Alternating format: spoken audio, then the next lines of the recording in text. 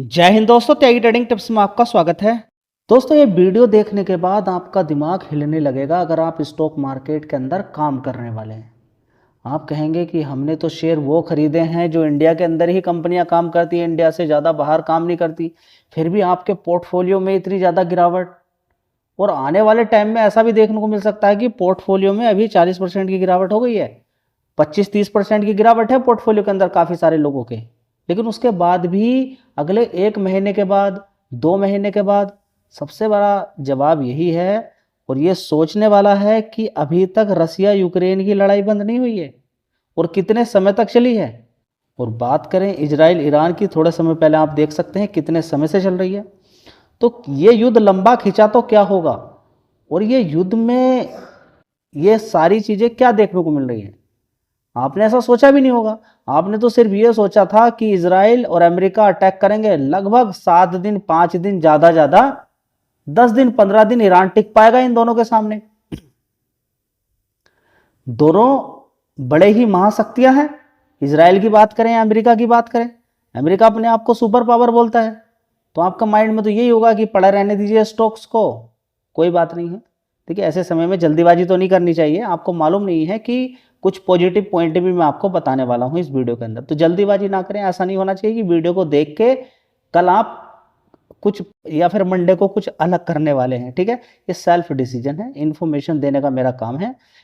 देखिए, stock market के अंदर ये सारी चीज़ें होती रहती हैं। मार्केट गिरेगा बढ़ेगा, ये चलता रहता है, उसके पीछे कुछ रीजन भी रहते हैं, लेकिन ये रीजन कुछ अलग प्रकार के हैं। आप देख रहे हैं कि लड़ाई तो किससे हो रही है, अमेरिका की लड़ाई हो रही है।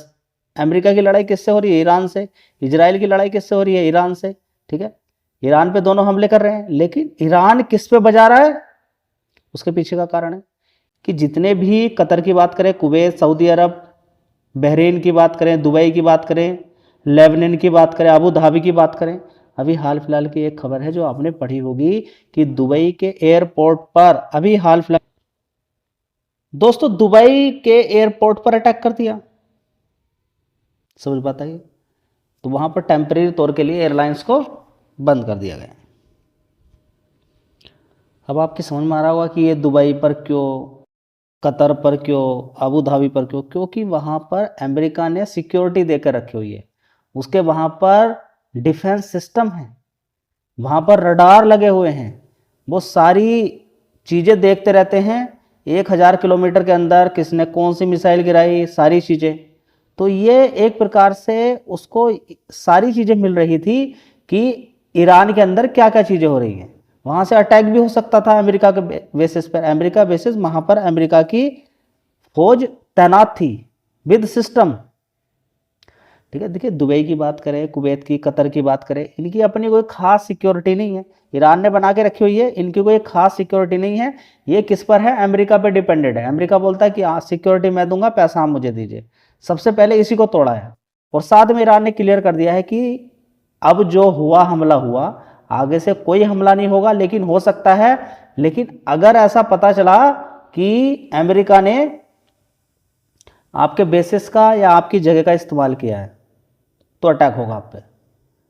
तो ये एक अब आने वाले टाइम में, देखिए, ये बड़ा खेल आगे बढ़ रहा है धीरे धीरे।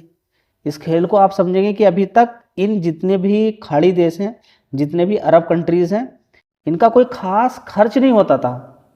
ये मौज मस्ती कर रहे थे, आराम से अपनी ज़िंदगी बिता रहे थे। लेकिन अब ये अपनी सिक्योरिटी पर, डिफेंस पर बहुत बड़ा खर्च करेंगे। इसका मतलब तेल के रेट आने वाले टाइम में बढ़ सकते हैं।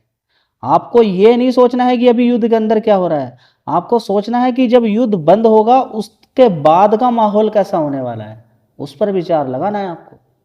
उसके बाद की बात होगी कि कितना, अभी हाल फिलहाल में आप देख रहे हैं क्या क्या चीज़ें आप देख रहे हैं कि अलग अलग जगह पे जितने भी सारे के सारे ज़्यादातर तबाही कर दिए, 80% से ज़्यादा तबाह हो चुके हैं, जहाँ पर भी ठिकाना था अमेरिका का खाड़ी देशों के अंदर। तो बड़ी चोट पहुँचाई है, उसका देखते हैं आगे अब क्या करता है। साथ ही अभी जो बड़ा शिप है अब्राहम लिंकन, उसको भी, उस पर भी अटैक किया गया, ऐसी न्यूज़ निकल कर आ रही है। वो 1000 किलोमीटर तक पीछे पहुंच गया है, लेकिन अमेरिकन गवर्नमेंट बोल रही है कि नहीं, ऐसा कुछ हुआ नहीं है। देखते हैं आगे क्या होता है। ठीक है, तो ये सारी चीज़ें आपको समझ में आ जाना चाहिए। अभी एक अमेरिका की ही एक लॉजिस्टिक कंपनी थी, उस पर भी अटैक देखने को मिला है। ठीक है, तो आप कहीं पर भी उठा के देखेंगे जहाँ पर भी खाड़ी देशों के अंदर कुछ भी चीज़ें हो रही हैं, लेकिन सवाल यहाँ पर निकल कर ये आ रहा कि कोई इतनी बड़ी सैटेलाइट नहीं है, इतनी बड़ी कोई इंटेलिजेंस नहीं है ईरान के पास, ये खबरें कौन दे रहा है?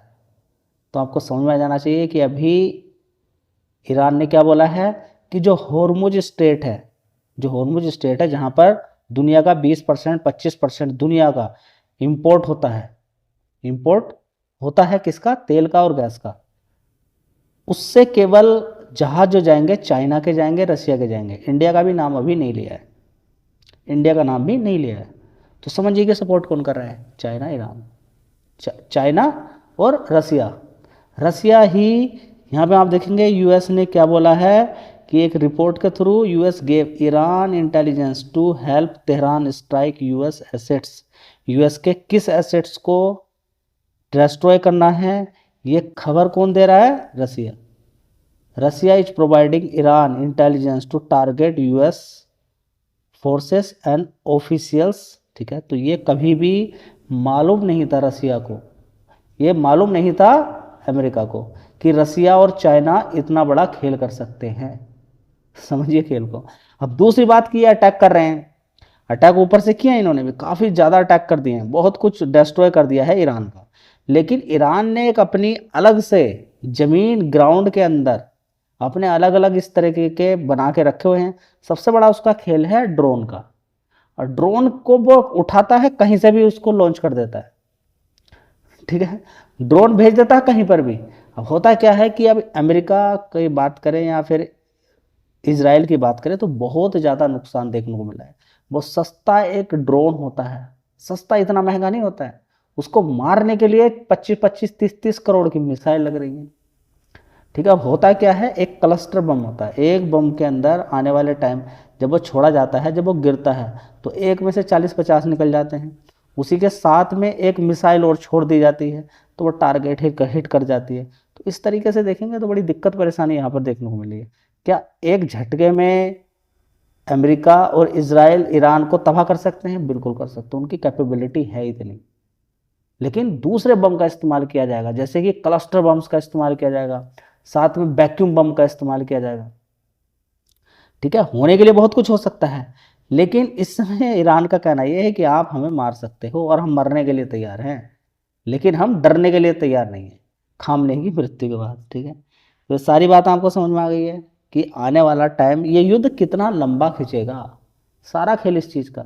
अभी आप देखेंगे बांग्लादेश के अंदर, आप देखिए, आप पाकिस्तान के अंदर देखिए, बड़ी लंबी लंबी कतार लग गई है, लोगों ने स्टोर करना शुरू कर दिया है गैस को, स्टोर करना शुरू कर दिया है तेल को, जितनी रिक्वायरमेंट थी उससे भी ज़्यादा ले लिया, मतलब 5-5 अगले 4-4 5-5 महीने का स्टोर करना शुरू कर दिया। जिनके पास पैसा है वो भर के रख लेते हैं तेल को। ऐसे टाइम पर क्या होता है, जब डिमांड बहुत ज़्यादा बढ़ जाए और सप्लाई नहीं हो तो दिक्कत हो जाती है। आज की भी अगर आप बात करें, मैं दिखाता हूँ, देखिए इसका क्या असर देखने को मिलता है। दोस्तों यहाँ पर देखेंगे डोमेस्टिक एलपीजी प्राइस के अंदर 60 रुपये पर सिलेंडर के अंदर, यहाँ पे देखेंगे इतना भाव पहुँच चुका है। ठीक है, तो ओवरऑल मिला के सारी चीज़ें को देखने को मिल रही है कि एक दिन के अंदर 60 रुपये। देखिए ग्लोबली आप देखेंगे गैस के, डीजल, पेट्रोल के, क्रूड के रेट बढ़ रहे हैं। ठीक है, जब वो बढ़ते हैं ग्लोबली तो फिर बढ़ाने पड़ेंगे, क्योंकि पीछे से माल महंगा ही मिलेगा। ठीक है, तो बढ़ाने पड़ते हैं, इसमें कोई ये वाली बात नहीं है। आप देख लीजिए, उठा के कहीं भी देखेंगे, यहाँ पर छोड़िए, आप देखिए उठा के, मैं आपको एक डेटा दिखाता हूँ। दोस्तों जैसे ही युद्ध हुआ, यूरोपियन गैस प्राइस जंप हो गए 50% तक after Qatar halt LNG output. ठीक है, अभी रसिया ने बोला है कि हम यूरोपियन कंट्री को गैस नहीं देने वाले हैं, लेकिन सबसे बड़ी बात यह है कि रसिया ने बोल के रखा हुआ है कि हम इंडिया को तेल देंगे, और हम ले भी रहे हैं, आगे आने वाले टाइम में लेंगे भी। अमेरिका ने भी बोल के रखा हुआ है इस सारी चीज़ों को। ठीक है, लेकिन देखिए अभी हाल फिलहाल में जिस स्पीड से आता था वो नहीं आएगा। इंडिया के अंदर भी आप देखेंगे कुछ समय के लिए, 10 दिन 15 दिन के लिए सारी दिक्कतें देखने को मिल सकती है, क्योंकि देखिए जितना है, देखिए आपकी कैपेबिलिटी तेल भरवाने की कितनी थी, आप 100 रुपये का तेल भरवाते थे, चले जाते थे, लेकिन आज आपने 100 का नहीं, आपने 2000 रुपये का तेल सीधा डलवा लिया। समझ बात है? तो ये सारी चीज़ें अभी इन न्यूज़ को देखने के बाद चलेंगी। पीछे से दिक्कत होगी नहीं होगी वो छोड़ दीजिए, लेकिन लोग अपने से ही डिमांड क्रिएट कर देंगे, उस चीज़ को इकट्ठा करना शुरू कर देंगे कि आने वाले टाइम में ऐसा हो जाएगा वैसा हो जाएगा। ठीक है, गैस को इकट्ठा करना शुरू कर देंगे, किसी के पास 2 सिलेंडर होंगे, एक खाली भी रहता है, एक रहता है कि हाँ चलो कोई बात नहीं मिल तो जाती है, उसको ही भरा के रखें। ठीक है, तो ये सारी चीज़ें आपको समझ में आ जानी चाहिए कि गैस के प्राइस बढ़ना, डीजल पेट्रोल, देखिए मैंने कल डेटा आपको दिखाया था, मैं दोबारा दिखा देता हूँ दोस्तों। ये डेटा मैंने कल भी दिखाया, मैं फिर दिखा देता हूँ आपको। WTI क्रूड देखिए 12% कल बंद हुआ है, 12% तेज। इसी तरह से आप देखेंगे ब्रेंट क्रूड देखिए 8.52%। ठीक है, तो अलग अलग आप देखेंगे कि नेचुरल गैस को भी देखिए 6% है। ठीक है, तो अलग अलग आप देखेंगे हर जगह, जहाँ पर भी देखेंगे कहीं 9%, कहीं 12%, कहीं 8%, कहीं 6%। इतनी बड़ी तेज़ी देखने को मिलेगी तो फिर आपको सस्ती चीज़ कहाँ मिलेगी, महंगी ही मिलेगी।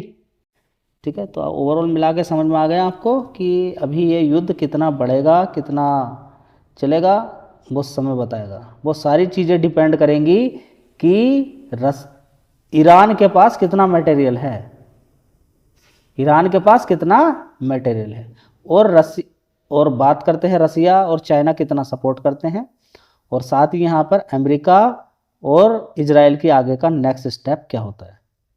ठीक है, ये सारा खेल आगे पता चलेगा, तभी आगे बात चलेगी।